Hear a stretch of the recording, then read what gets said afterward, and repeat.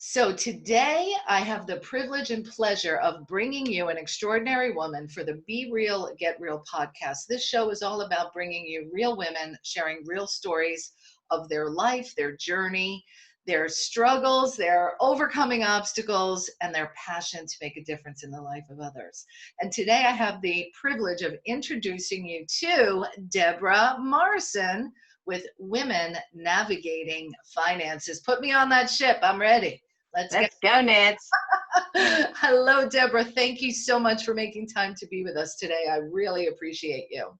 Thanks, Nancy. I appreciate you. It's going to be a ton of fun to be with you. Yes, we'll have a great conversation today. And so just so you know, Debra is a 42-year financial industry veteran. She has been working in this area of finance, working with clients to ensure that when they get to not only when they get to the end of their work life and they have legacy that they want to do and that they get to live in an empowered retirement, not only has she been doing that for clients for all of these years, she's also had an extreme, and I say extreme because I feel your passion around this. You're really committed to making sure that women have the knowledge, resources, and tools to live an empowered life of financial security on their own without having to rely on others, because we all know stuff happens and we need to know.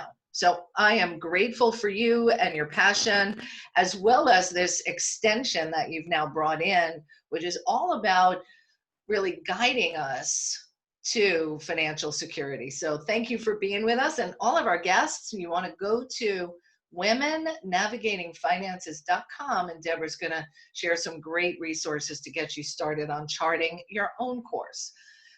So Debra, 42-year financial industry expert, veteran. Two questions. Number one, why do you have this focus on serving women, other than you are a woman? I get that. But why is that kind of where your commitment lies?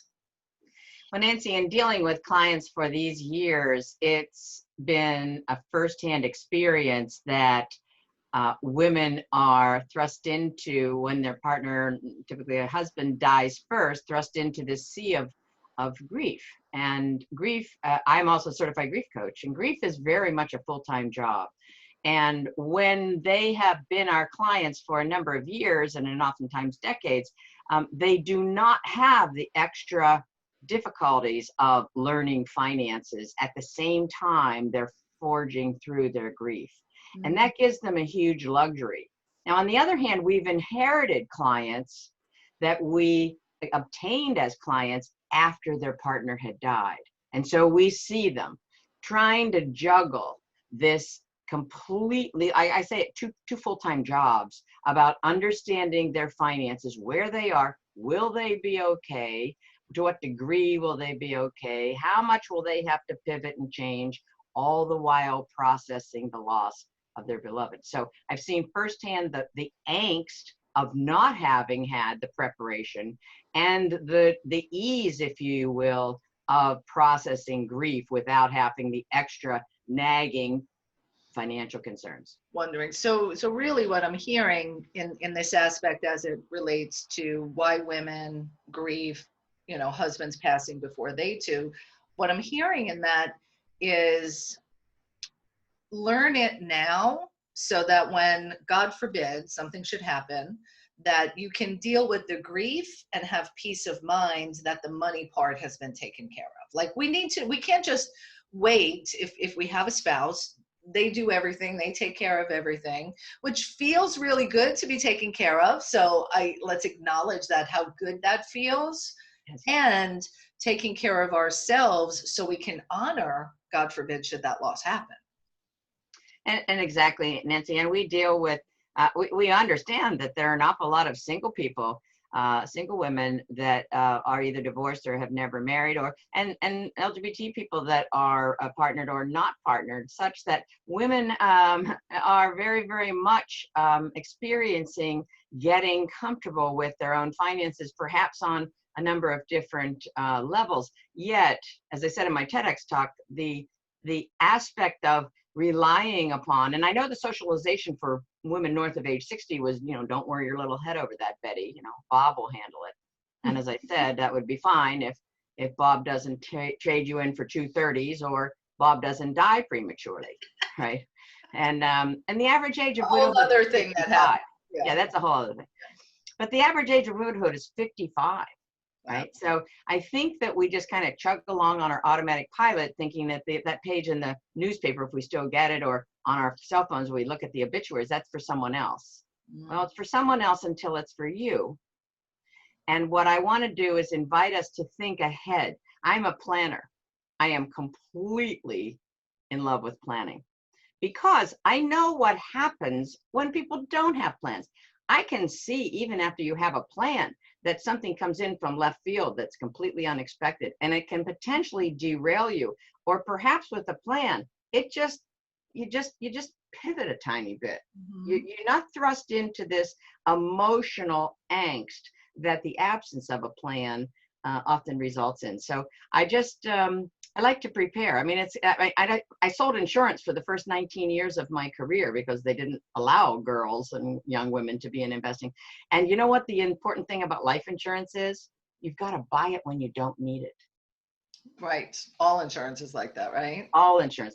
And life insurance is bought because you love someone. So let's bring the love mirror back to ourselves, women, because we are typically a lot of outgoing energy because of our mother or our partner status and our wife status, or we're caring for other people, and I want us to care for ourselves. So tell us a little bit about this whole concept of women navigating finances. I'm hearing about some of the foundation of it and your passion behind it from your experience, and as I'm thinking about navigating and looking at a picture of you at the top of, where are you?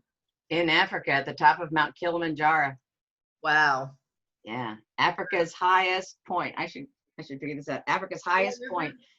So yeah, when I thought about this latest foray to helping more and more people, because I'm basically wanting to leverage the wisdom I have, and I said to myself, wow, navigation is so key, right? I mean, I went up and down Mount Kilimanjaro and I summited it with the help of great navigational guides.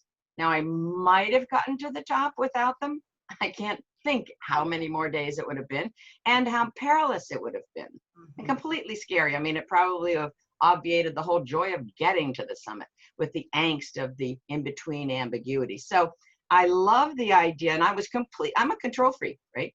I was completely, however, willing and eager to delegate to someone that had been up and down that mountain 780 times before, and that was our porter. Wow. So I've been doing this, and there's probably not a situation that a woman is going to bring to me that I haven't seen, dealt with, and helped a person forage through. And so I use the word navigation because I think there's this adage with the internet that, oh, finances must be easy. It's all over the internet.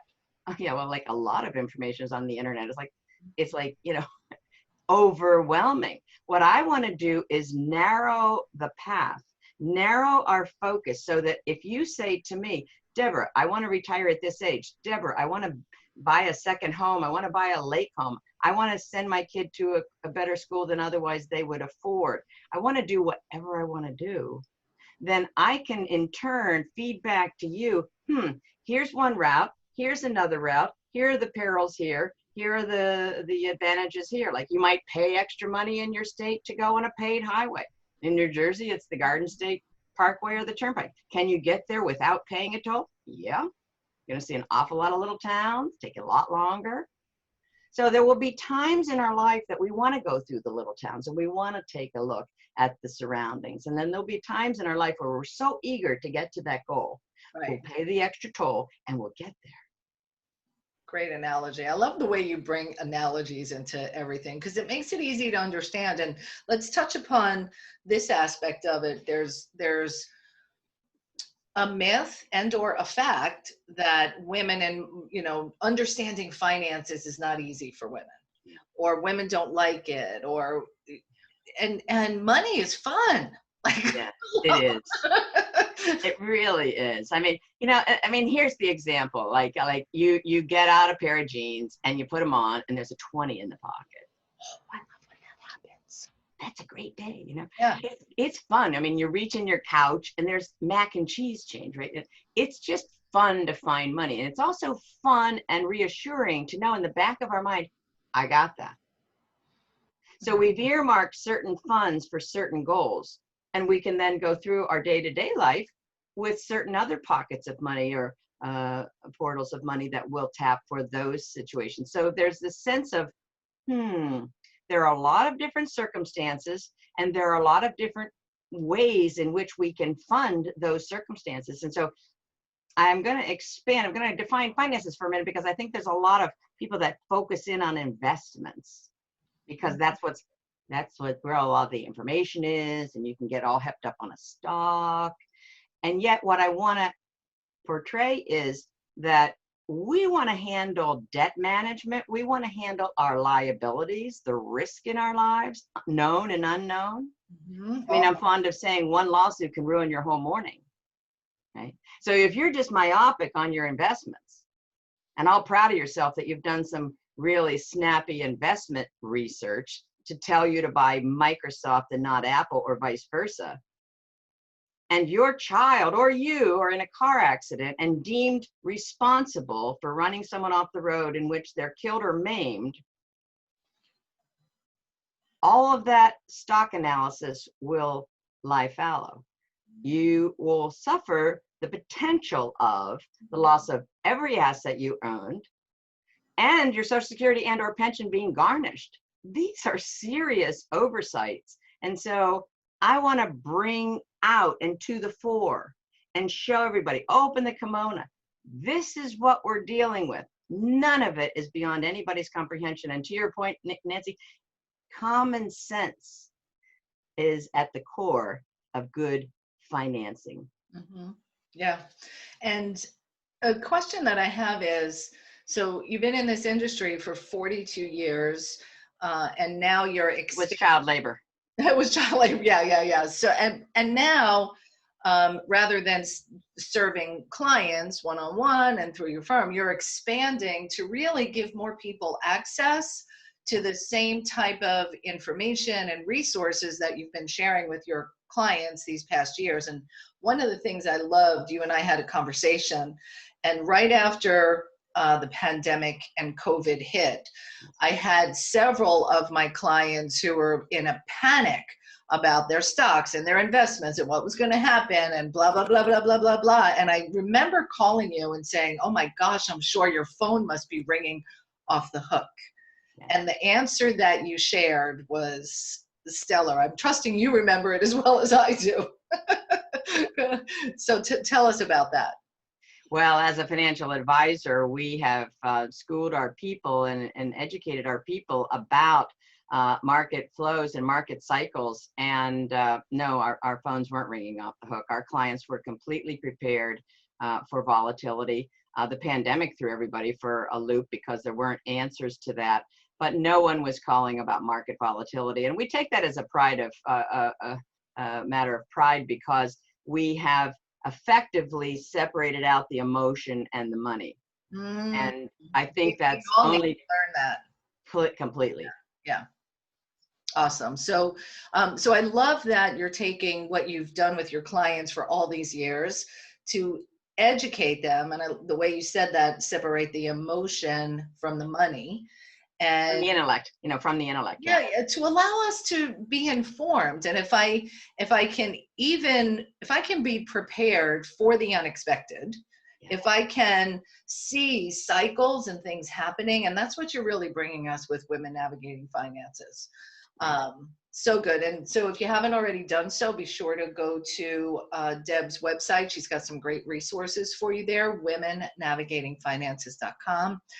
And as we round out our conversation today on the Be Real, Get Real podcast, how is it that you found yourself in financial services and stayed in the career for such a long time? People typically shift careers. I have usually about every, 5 to 10 years, although I think I'm in my longest career right now, but it's so diverse. That's why I stay, because I get to talk to awesome people all the time. So how did you come into this business, and what was it that had you stay? Well, I was very intrigued as a young girl about stocks. In particular, my grandfather was a stock market investor, and he handed us certificates of stock, and his hands were literally shaking. And he wasn't a man of great emotion. And I was wide-eyed, and I thought there's something much more important than a piece of paper there. So it piqued my interest. My aunt took me to the New York Stock Exchange as a young girl. I was completely aghast at I had never seen that much energy and excitement, just on the other side of the plexiglass. And I knew right then, there is energy there that I have never seen the likes of, and I want to be a part of it. And ever since then, I have deemed money as energy. I talk about money as a tool. It's definitely a tool. Money is energy. And if we can shift our energy and reapportion money towards a better goal or a sooner goal, or make certain that it doesn't get whittled away by unnecessary taxes. If we can mold that energy to match our goals and what I call our mission, then we've done a great thing. And now all of that fear is gone, because we feel energized that we've got this. We've got the plan that we're mapping out. We're going to get our proverbial financial car or boat or whatever mode of transportation to that goal. And we're going to be happy as we go and happy as we get to all of those interim and ultimate goals. And I just love dealing with people. And I've been so blessed to deal with dozens and dozens of clients over the years. And this latest foray is an expansive communication style, if you will, that it feels to me like it's time. We're ripe for community as women. We're ripe to tell stories, because I have had my financial car in potholes, and I will be sharing those very things so that nobody thinks that they're exempt, such that as women, we're going to join together in group settings sometimes, and sometimes there'll be some one-on-one, but the group dynamic, I think, is going to embrace this money as energy in a way that I think is going to be completely compounding, every pun intended, and give each one of the women, as well as us as a group, because we can say, "Atta girl, Gladys, you did it." Oh, how does that coming along? When your son asked you for money the third time this month.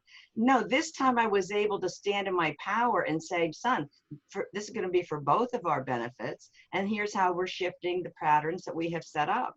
So I need to take people I don't need to do anything, but I want to take people where they are, accept everyone where they are, and then say, "How is that working for you?" And if it's feeling poorly, then I want to shift that energy. So now you're feeling great and empowered, because when you feel great, that completely compounds and extends to your entire family, friends, your sphere of influence, and it shapes your legacy. The financial and the personal are inextricably connected. If I can up-level you financially, your happiness level is just immediately and simultaneously up-leveled. So I'm going to help us get our energy cleared out, all the negative, all the past mistakes, if there have been, and move us forward into an arena, into a path, into a map, a GPS a system, if you will, to navigate any of the pitfalls, known and unknown, and get us safely to our goals. Awesome. I'm excited. I'm in. I'm looking forward to this. And like, as you were just talking about this, and being in a community where it's okay to talk about money. Like growing up, my mom was like, "Don't ever tell people what you make." Like, what's that about? And not from a boastful place. Like, so there's a lot of cobwebs to get rid of so that we can have the financial empowered life we desire and deserve. So I thank you for mainly deserve, right there. Deserve, yes. So thank you for leading the charge. And thank you for making time to be with us for the Be Real, Get Real podcast. I appreciate you. It's going to be an amazing ride. So be sure, everyone out there, you go to womennavigatingfinances.com. So thank you, Debra, for being with us. Thank you, Nancy. It's been my pleasure. Awesome, awesome. And for all of you out there listening, until next time, get out there, make it a great day, be the one, and remember to be real and get real so you too can achieve real results. Have a great day, everybody. Bye now. Bye, Deb. Bye-bye.